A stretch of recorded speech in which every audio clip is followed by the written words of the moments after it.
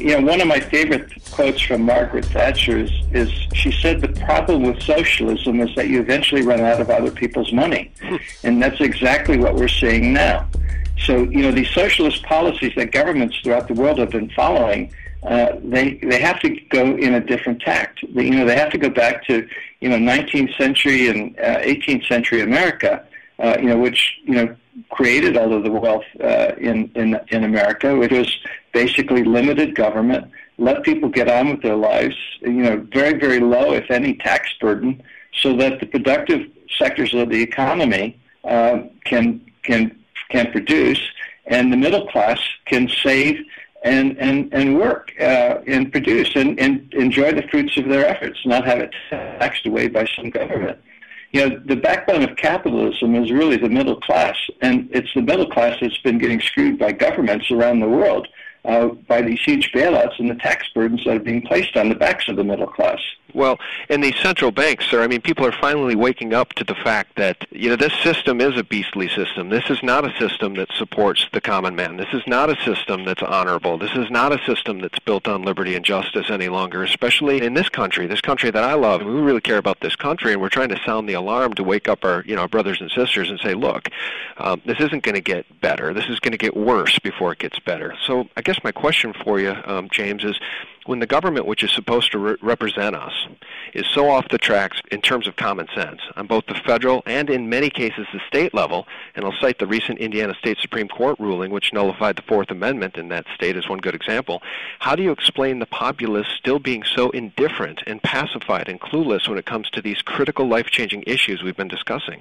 That's a really good question. I'm not really a social scientist. I'm not a politician.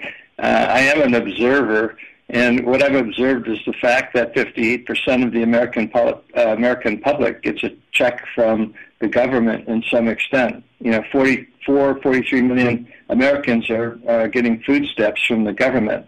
So I think that to a large extent there's a tremendous effort to not to shake the boat in the hope that maybe they'll continue to get these government benefits in the future. But it ignores the reality that the federal government is, for all practical purposes, broke. And whether it happens next month, next year, or in 5 years, that reality of not having any money is going to come home. And there are only two things that can happen. The U.S. government defaults on its debt by not repaying it, or they default on its debt by destroying the currency. And the history of money has always been that when the government has the power to create money out of thin air, which the U.S. government has had the power since creating unconstitutional money in 1971 by going off the gold standard, it can create money out of thin air and therefore destroy the dollar.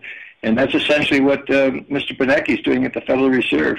That's why inflation is starting to get worse. He calls it quantitative easing, which is a fancy name, but really it's just money printing. And printing too much money is ultimately the destroyer of currencies. Yeah, thanks for bringing it up, because that was one of my next questions, quantitative easing. Jim Rickards is saying that there will not be a QE3, and he's saying that there's enough Fed assets on the balance sheet to sort of continue to grease the wheel and take care of the bond market in the meantime. But isn't that all smoke and mirrors? Is there really any way that the Federal Reserve could get away with not doing QE3? Won't the system collapse without a QE3? Yeah, that's the way I see it. When they started QE2 in August to the present, the U.S. government's debt has risen about $750 billion. Approximately $500 billion of that was purchased by the Federal Reserve. Now, the U.S. government's planning to spend even more money in the future, and the only way that they can get that money is either people lend it to them or they run the printing press. Now, we've already seen with QE2 that of that $750 billion, there's $500 billion that is coming from the printing press rather than from people who are willing to lend to the federal government. And given the unwillingness of the federal government to cut spending in the future, one can only assume that the Federal Reserve is going to continue their program of quantitative easing until the dollar is ultimately destroyed. But here's the important point, Sean. Nobody really knows the future, and that's where gold and silver come in. They're a form of protection until the future becomes clear, until a lot of the uncertainty is gone, until we get back on a sound monetary road. You can hold that gold and silver as a form of protection.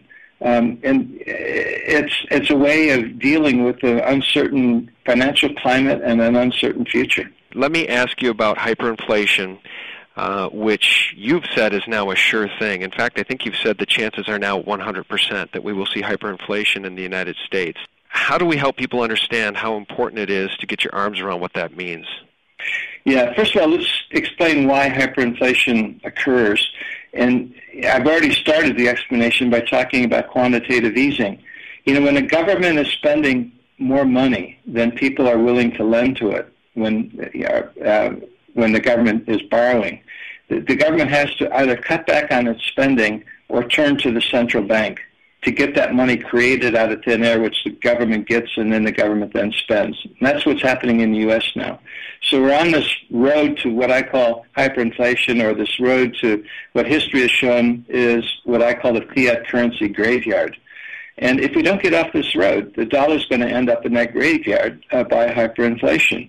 And what we have to do is to go back to our constitutional principles. That's why Article 1, Section 8 and 10 talk about gold and silver being the currency of the United States. The first currency of America was the Continental. That was the currency during the War of Independence and the years after. And it was issued to excess. Too much of it was issued, and the Continental collapsed.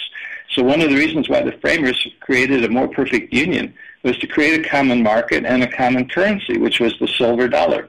And so it was, for basically up until 1971.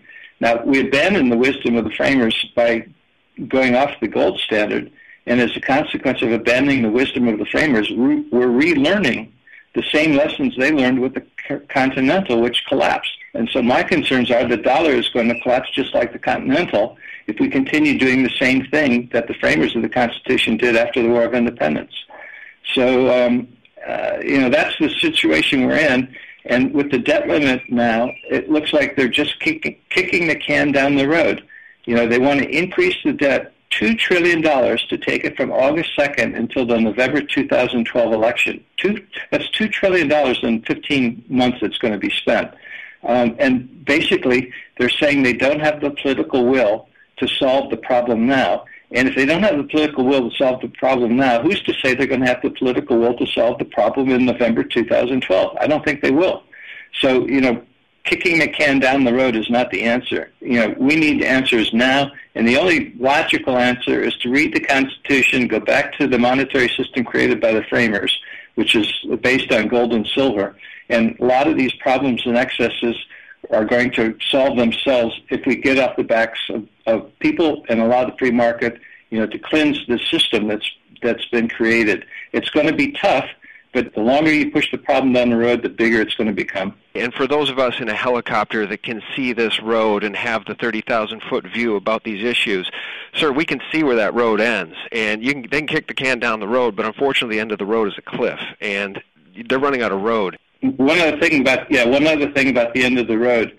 There are two things that happen after a currency collapse, and you can look at this, based on experiences around the world. After the currency collapsed with the Continental, we went the right way. We went back to the rule of law. We understood what the problem was. We created gold and silver as the basis of a new currency system. But in Germany, after the collapse of the Reichsmark in the 1920s, they went the bad way. They went to more authoritarian control, more fascism, and look where that happened. And monetary experience shows that, you don't always go the right way. Sometimes you go the bad way, and that should be worrying as well. It should. For those of us who are informed, though, we're going to look to men like Ron Paul and Rand Paul, and hopefully the Americans that I accuse of being in a hypnotic state will wake up at that point. And it might take a currency collapse for those folks to wake up. So, Mr. Turk, for folks who are saying, well, the Fed can put an end to this thing quick and save the dollar by raising interest rates, and they have a plan. In my microdoc, The Madness of a Law Society 2, you noted, and I quote from that microdoc, as interest rates rise, the interest expense goes up, causing a bigger deficit, causing the government to borrow more, causing the Federal Reserve to do additional quantitative easing, further debasing the dollar, and ultimately meaning higher gold and silver prices. So they're really trapped here at these low 0% interest rates, aren't they?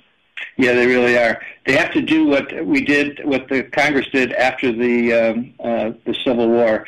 You have to create a 10-year plan to go back to sound money. It's not going to happen overnight, but you need a plan, and you need to start right away. But let me end on an optimistic note, Sean, because what we're seeing happening at the state level is, I think, what's necessary. The states have to go back to the federal system that was created by the framers. And one of the important things that we're seeing at the state level is the concern about the problems with the Federal Reserve note, the dollar as it presently stands, and the desire to create an alternative currency which can be used within states should the U.S. dollar collapse. So Utah has recently passed some legislation. We've seen that legislation now being reviewed in South Carolina. Years ago, I was involved with the initial effort in New Hampshire, for sound money legislation. We've seen it in Nevada, I think Indiana, Montana, and a few other places as well, maybe even Minnesota. I'm not sure if that's on the list. But what we have to do is at the state level recognize the importance of being able to use gold and silver once again as a form of money and currency. And the fact that so many states are doing that, I'm very encouraged by that result. Absolutely. We're all excited to see that legislation passed in Utah. Hey, before I let you go, I want to ask your advice. What advice would you give to those of us who are sounding the alarm but finding many deaf ears among both friends and family when it comes to these important issues? Yeah, the only thing you can really do is make sure that you and your immediate family who share your concerns are protected. And the best way to do that, obviously, is to have tangible assets, have gold and silver, and provide everybody else with educational material and let them make the decision for themselves as to whether they share your concern or not. But just like people in Katrina in Louisiana, some were prepared for Katrina and some were not. The ones who relied on the government, ultimately ended up suffering very, very badly. The ones who were prepared for Katrina, they did okay. I mean, it was a tough time, but they were able to get through. We've got a financial Katrina coming, and we have to be prepared for it. And if you are prepared for it, it's going to be tough, but you're going to be able to get through the other side. Well, thank you for your time, sir. And I want to just ask you in parting, to get involved in gold money, for folks who are listening that might want to start to buy some silver and have it stored in your secure vaults, how does that work, and what is the minimum required investment to get started? Yeah, there is no minimum. There is no maximum. You can go to goldmoney.com, open up a holding for free, just see how it looks and how it works, and then make a decision as to whether you might want to try it. Choose which vault you want to store your precious metals that you purchase. And if you feel comfortable with it and like it, then just use it as one of your vehicles for accumulating, saving precious metals. Well, Mr. TURK, James TURK of Gold Money, we thank you so much for your time. And guys, I'm going to put a link to Mr. TURK's YouTube channel, which is Gold Money News. Absolutely check it out and subscribe. He just put up some more videos. I think there's an interview here with Bill Murphy. Just some fantastic information on Gold Money News on YouTube. And James TURK, thanks so much for your time. We couldn't be more appreciative. Thanks, Sean. Let's do it again at some time in the future. Thank you. I look forward to it, sir. Okay. Have a good one. You too. Bye-bye. Well, that's it, guys. Thanks again for tuning in, and be sure to check out sgtreport.com, where we cover a lot of ground on a daily basis. Until next time, thanks for watching.